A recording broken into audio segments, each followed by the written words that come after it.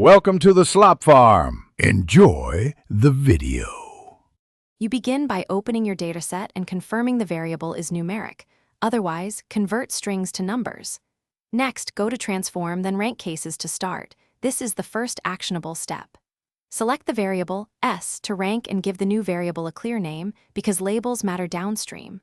For now, pick ascending for lowest first or descending if you want the highest to be rank 1. Once done, do not press OK yet. Review the options in the dialog. Now adjust how Spss treats ties and groups because that changes your results.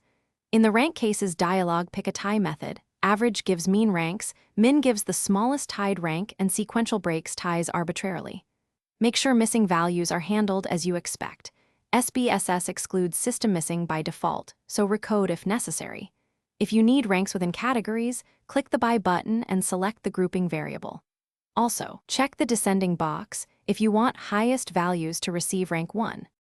Execute the command by pressing OK, and then immediately inspect the new variable in Data View. Look for sequential ranks and expected tie handling.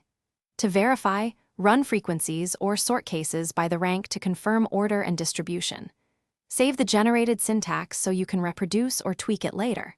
If ranks look wrong, check for non-numeric values, applied weights, or unintended grouping. Converting strings to numeric or removing weights usually resolves those issues.